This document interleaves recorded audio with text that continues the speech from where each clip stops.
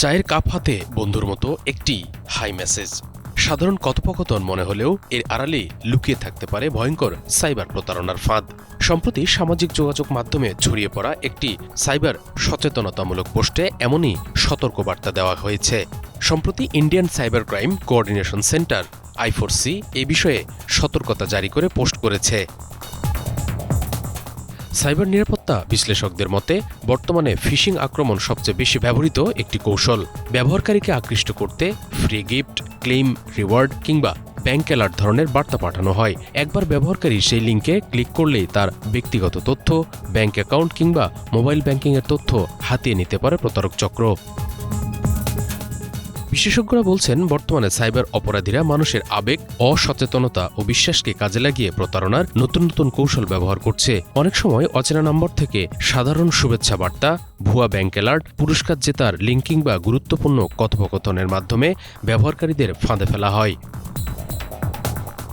বিশেষজ্ঞরা বলছেন, ডিজিটাল যুগে প্রতিটি ব্যবহারকারীকে সচেতন হতে হবে, কারণ সাইবার অপরাধীরা এখন শুধু প্রযুক্তি নয়, মানুষের মনস্তত্ত্বও ব্যবহার করছে। একটি ছোট ভুল বা অসতর্ক ক্লিক বড় ধরনের আর্থিক ক্ষতি কিংবা ব্যক্তিগত তথ্য ফাঁসের কারণ হতে পারে। সম্প্রতি দেশে এআই ট্রাফিক মামলায় টাকা পরিশোধের ক্ষেত্রেও প্রতারণার অভিযোগ পাওয়া যাচ্ছে, যেখানে চালকদের কাছে জরিমানা পরিশোধের নামে ভুয়া লিঙ্ক পাঠানো হচ্ছে।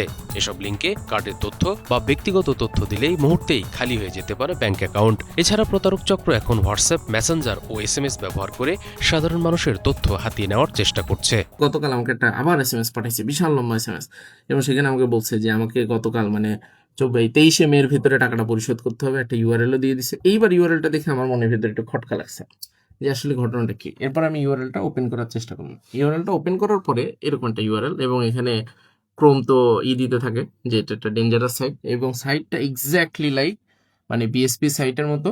এবং এটা বিএসপির যদি আমি অফিসিয়াল সাইটটাতে ঢুকি, বিএসপি বিআরটিআই যে সাইটটা, এটার মধ্যে যদি ঢুকি, একদম similar colour pattern and everything.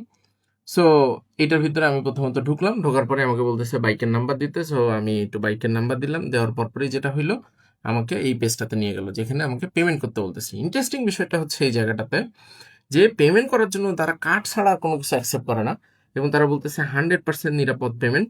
এবং ইন্টারেস্টিং বিষয় হইতেছে যে ওস্তাদরা কার্ডের নাম চাচ্ছে, কার্ড নাম্বার চাচ্ছে, সিভিভিও চাচ্ছে, এবং খুব সুন্দর করে তারা পেজটা তৈরি করছে।